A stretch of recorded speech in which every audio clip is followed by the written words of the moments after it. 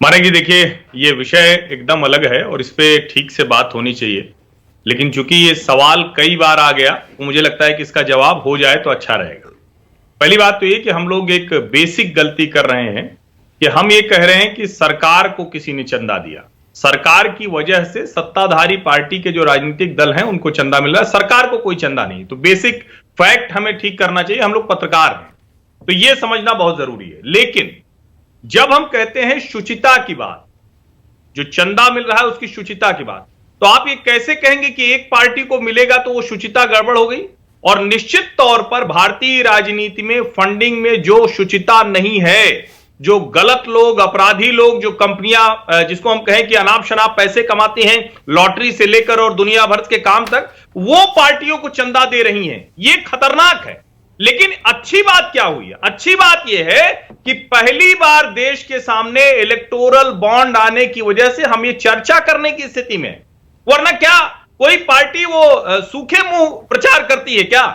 वो पैसे बह रहे होते हैं तो क्या वो हवा में यूं ही आ रहे होते हैं क्या? हम आप तो चर्चा भी नहीं कर पाते मानक जी। मुश्किल क्या है कि जब हम ऐसी डिबेट करेंगे और उसमें नेता होंगे तो एक दूसरे वाला प्रश्न पूछेंगे, अपना वाला नहीं बताएंगे। ना भाजपा अपना वाला बताएगी, ना कांग्रेस बताएगी, ना सपा बताएगी, ना आम आदमी पार्टी बताएगी। हाँ, मैं आपसे हर्षवर्धन जी, इलेक्टोरल बॉन्ड से आगे की व्यवस्था चुनाव आयोग को सोचना चाहिए। और अच्छा होता कि सर्वोच्च न्यायालय ने तुरंत एक कमेटी बनाई होती कि एक कमेटी बनाइए कि चुनाव में पार्टियों की फंडिंग कैसे हो। हर पार्टी ने चंदा लिया है, सब हमाम में नंगे हैं, कोई बोलने की स्थिति में नहीं है। बिल्कुल सही है, इस पर मैं आपसे बिल्कुल सहमत हूं। अनुराग भदौरिया क्या कह रहे हैं, जल्दी से बोलिए। अनुराग बोलिए, आपकी बारी है। देखिए अगर सरकार की नियत में खोट नहीं होता तो एसबीआई बैंक से पहले ही वो अपना इलेक्ट्रल बॉन्ड का सारा जो चिट्ठा था बाहर निकलवा लेते, तो सर्वोच्च न्यायालय नहीं जाना पड़ता ना।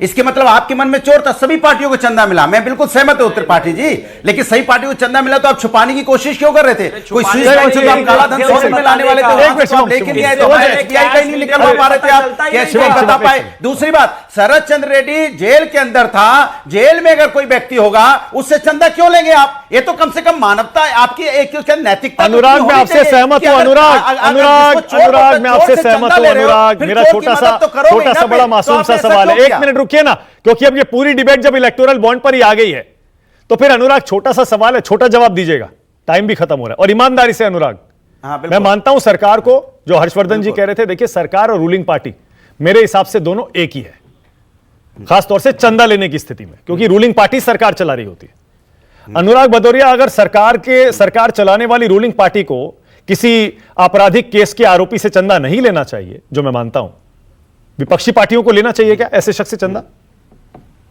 ईमानदारी से बोलिए। मैं आपको बता रहा हूं इसका जवाब। देखिए, जो भारतीय जनता पार्टी तो ये कहती है ना कि मैं यहां पे जीरो टॉलरेंस लेके आऊंगा, देश के अंदर भ्रष्टाचार खत्म कर दूंगा। मान लिया, चौड़ा क्यों करते हो आप? इसके मतलब सबसे बड़ा भ्रष्टाचार का काम तो आप ही कर रहे हो। फिर आप क्यों बोलते हो कि हम सबसे ज्यादा शुद्ध पार्टी, हम कोई भ्रष्टाचार? ओके, सुरेंद्र राजपूत बोलिए, क्या कह रहे हैं सुरेंद्र राजपूत बोलिए। सुरेंद्र, मैं बहुत छोटी सी बात कह रहा हूं जो आपने भी कही कि सरकार और रूलिंग पार्टी एक है। आरोपी पार्टी से आरोप लगा करके, उसके यहां छापा डाल करके, इनकम टैक्स की रेड डाल करके, ईडी की रेड डाल करके चंदा लेना भ्रष्टाचार है। लेकिन वही कंपनी अगर विपक्ष को दे रही, क्योंकि विपक्ष तो कुछ करने की स्थिति में नहीं है, तो चंदा वो किसी को भी दे, सत्ता के अलावा, सत्ताधारी पार्टी के अलावा किसी को भी दे, कोई प्रश्न नहीं है, क्योंकि वो कोई फायदा नहीं दे रहे हैं, ये लूट कर रहे हैं, ये एक्सटॉर्शन कर रहे हैं। अच्छा, ये लोग पहले छापा डालते, चंदा देते, धंधा देते। अच्छा, ओके, अब देखिए, अब आपने एक मिनट, अब देखिए सुरेंद्र राजपूत, आपने भी देखिए वो एकदम दोहरे मापदंड वाली बात कर दी।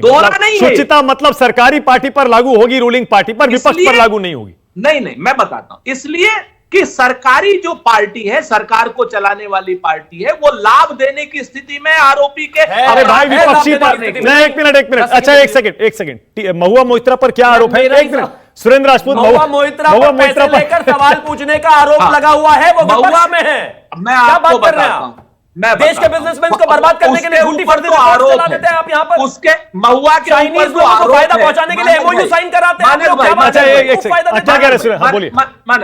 महुआ के ऊपर तो आरोप है, लेकिन भाजपा के हर्षवर्धन जी जानते हैं, बोलेंगे नहीं, भाजपा के फग्गन कुलस्ते के ऊपर तो प्रूव्ड है प्रूव्ड है उसने 10,000 रुपए दे करके जो क्या नाम सवाल पूछे। नहीं, एक मिनट आप बात को ना कहीं और ले जा रहे हैं। मसला ये था कि विपक्षी पार्टी भी, सुरेंद्र राजपूत आपको भी पता है, मुस्कुरा दीजिए थोड़ा सा, विपक्षी पार्टियां भी किसी भी तरह का, हजार तरह के फायदा पहुंचाने की स्थिति में रहती है। नहीं, सबको ये कहना गलत है। इनकम टैक्स में, ईडी में, अरे लेकिन मुद्दा कुछ नहीं, संसद में, सदन में मुद्दा बनाने की स्थिति में विपक्षी पार्टियां रहती हैं।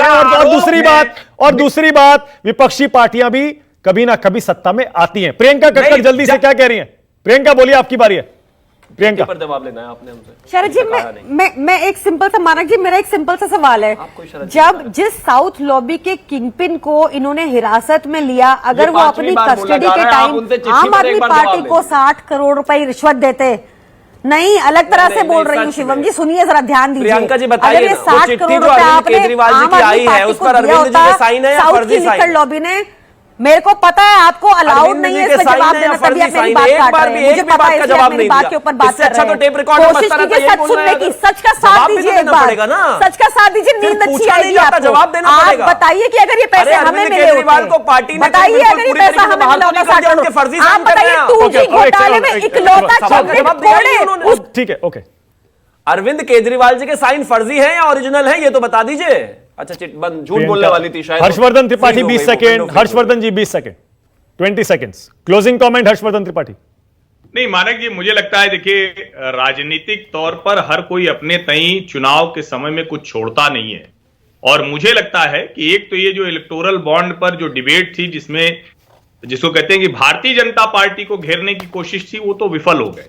और आपने बड़ी अच्छी बात कही, अब अगर रवनीत बिट्टू पंजाब जैसी जगह में, जहां कहा जा रहा था कि भारतीय जनता पार्टी के लिए तो कोई बस्ता उठाने वाला नहीं मिलेगा, वहां अगर रवनीत सिंह बिट्टू आ रहे हैं जो बेअंत सिंह के पोते हैं और सांसद हैं लुधियाना से, वो 3 बार के सांसद हैं, तो एक कहते हैं कि क्या स्थिति दिख रही, कैसा माहौल दिख रहा है। और दूसरी बात, देश के अलग अलग राज्यों में जो कांग्रेस की रणनीति होनी चाहिए थी, जो आपने शुरू में आंकड़ा दिखाया कि भारतीय जनता पार्टी कितने प्रत्याशी घोषित कर चुकी है और कांग्रेस कहां खड़ी है, इसी से समझ में आ जाता है कि 2024 की दिशा क्या दिख रही। बहुत बढ़िया, बहुत बहुत धन्यवाद। इसी नोट पे खत्म कर रहा हूं। राष्ट्र की बात में आने के लिए बहुत